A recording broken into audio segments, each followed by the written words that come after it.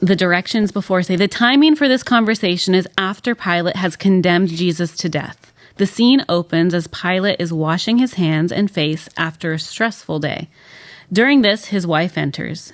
There is a question as to whether he had compassion for his wife's dream or was simply dismissive as a cruel ruler. The tension of mixed emotions of husband, arrogant ruler, and the confusion of this crucifixion should be felt. So that would be in a script, that's your like scene direction for the actors. This scene should evoke the complexity of that tension. Pilate hears his wife walk in and turns to talk to her.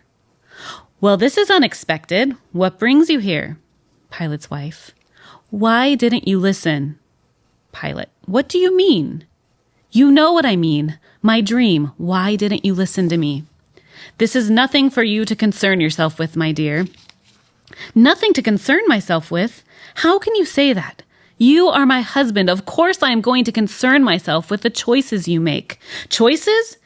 Is that what you think happened today? That I simply made a choice? It was not me, it was them. They made the choice.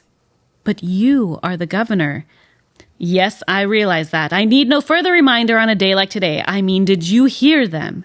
Yes, I heard them, and as for him, don't you see, it's him I worry about, not the screams of the masses. Yes, but it is the masses who will cause a riot. That is what I am worried about. But what if he is who he says he is? And who do you think he is? Do you think he is a king, this king they talk about, that could cause a whole new situation? Didn't he say that he was? Why would he lie about something that would put him to death? That would be foolish. All he said when asked, "Are you king of the Jews?" is, "You have said so." I mean, really, is that even an answer? It is an answer. He must be who he says he is. Then why go silent? When I brought the accusations from the chief priest, why go silent? It makes no sense. Why accept that he is, and deep down I think you all know he is. He could have said no, and this would all be over. Instead, he was quietly condemned. Don't you see? He must be. Don't finish. I'm getting a headache just listening to this. Pilate, if only you had been the one to have had the dream. I wish I had then. I wish you had too. For surely you would not have hung that man from the tree, flogged him, let them put a crown of thorns on his head, let them mock him, had you been the one to see what I saw in that dream. It terrifies me. It was just a dream. I cannot believe that. I will not believe that. The suffering it caused, there. Do not patronize me. Do not try to comfort me now. You could have listened to me. Now, who knows what will be? It will all be over soon, and that is what I fear. But what would you have had me do? Tell the world that my wife had a dream, and therefore this man is free. I would be the laughing stock. It would ruin me, or worse, I'd be taken by the mob. They wanted this man's blood so badly that they set a rebel free. Don't you see? I tried. And instead they freed Barabbas, the worst of the worst. Have you thought about that? Yes, I have thought about that, and there is no and. That is it. No more.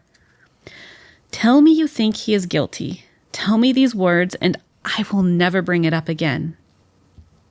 I cannot. You admit it. I don't know what to think of it.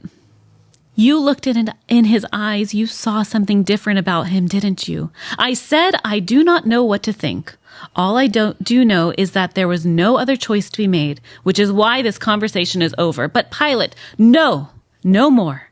That crowd, I've never heard the yells so loud. The words continue to ring in my head. Crucify him, crucify him, crucify him. If I'd let him go, they would have crucified me. Perhaps. Is that all you can say? Perhaps. I didn't mean anything by it, but you are the governor who holds authority. But this man, Pilate, we've seen so many crucifixions. This one is different. What if he is who he said he is? What if he is this king? What if he is the one? What if he is more than just a king on the earth? What if enough? This is going nowhere. What's done is done. It is time for us to move on, wash ourselves of this place, of this scene. We will forget soon. No, I do not think we will forget. We will forget. This one is not on me. It is not on us. It is on those people. They wanted his blood, which is why I took the water and washed my hands of the situation. I am done with this man. His blood is not on me. His blood is on them. No, my dear, I'm afraid his blood is on all of us. Wow. Oh, there's so much depth.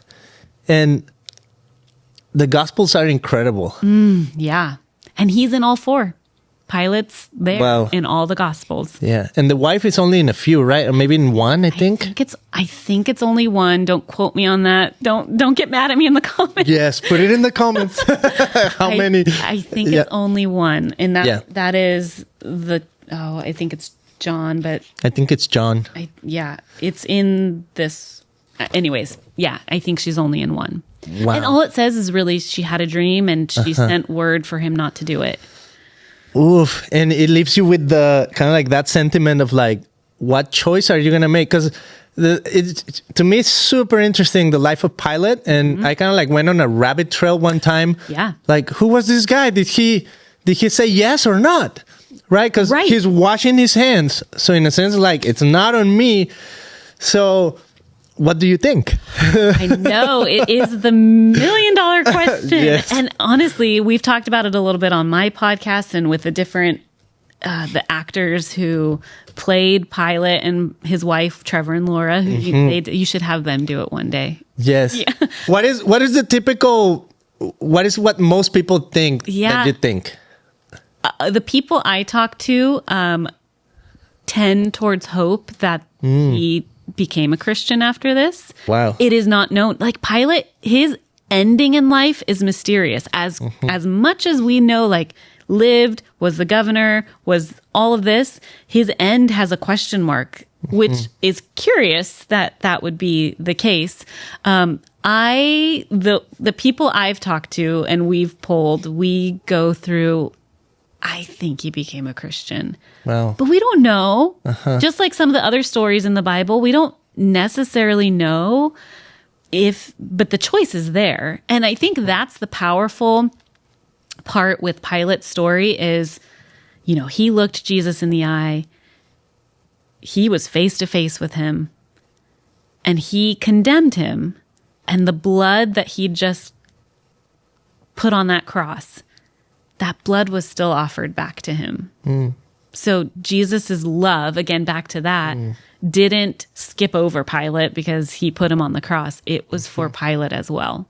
So that's where you go back to, what the Bible and the gospel message is Jesus came for us all, not just for, the religious or the this, or he came for us all, but it is a choice in the end. And so, but Pilate, who, if we're writing the play, would go like, I'm going to exclude Pilate from that kind of grace. No, Jesus did not exclude him. So the offer was there, whether Pilate took it or not. I want to hope and pray. Well, I pray it's done. I can't pray about it. I want to hope that I get to heaven someday and get to meet Pilate and have him go like, oh, well, that was an interesting scene you wrote. Yes. Wow. Yeah. I mean, that's totally true. I mean, this is another thing I've heard, right? And I don't know, whatever. But I've heard pastors say, like, we don't know. We kind of know, but really don't know if like Hitler repented at the end, right? So, and some people say, so you're saying there's a chance this guy could be in heaven? It's like, well, you have till your final breath, right? Right. And that's the criminal on the cross. Yes. And it's, I think, Pilate's removed enough, 2000 plus years ago. Hitler's more current in our, like, get that cringe and tense when we hear his name. And it's hard, I think, to accept that sometimes. I think I think we can wrestle with the idea of his grace is that big. And then I think we can go back to, thank goodness his grace is that big, because I am a sinner. I'm not saying that we all have done these heinous acts like Hitler, but that's big grace. And that's the thief on the cross, where we see this criminal and he goes like, he states his belief, Lord, remember me, and today, not, and in the book, it goes to where it wasn't, all right, well, go do a few more good things and then maybe we'll talk about it. Or, hey, go into the river and, be baptized, then go take the communion, which all are good things. I'm not saying they're bad things, but it was today you will be with me in paradise. That last breath grace, which in writing the book, my editor and I talked about that for a little bit, and even how wonderful that grace is there, that someone could be. I have my grandpa on my dad's side wasn't a Christian, but there were some like hopeful moments in his last days in the hospital that we cling to, hoping that he got one of those last moment deathbed experiences. I don't know. I hope I see him in heaven, but the fact that that's possible is good, and gracious. And yet when we become a Christian and get to live a life in Jesus, and that doesn't mean it's pain-free again, but it's that idea that yes, grace in the deathbed confessional, I believe in Jesus moment, and then they'll go to heaven, and that's wonderful.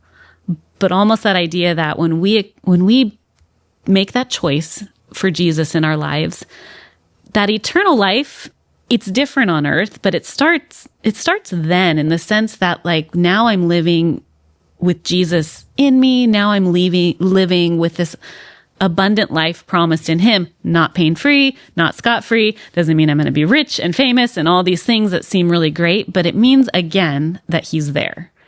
And so that is a beautiful thing of that we get to live life, and then we get to live in heaven and go like, oh gosh, this is so good. But so the grace in the deathbed experience and also the beauty of the life lived with Jesus are both wonderful. Yeah, I don't know if that even answers. That feels like a tangent. I love it. No, I love it. Yeah, Jesus is great. Say where people can find the book. Okay. Like, plug. Yes, you can find the book on my website and learn more things. Follow my podcast, Stories in Progress. It's www.angela-O'Neill.com. Is that the right? O'Neill spelled Oneill.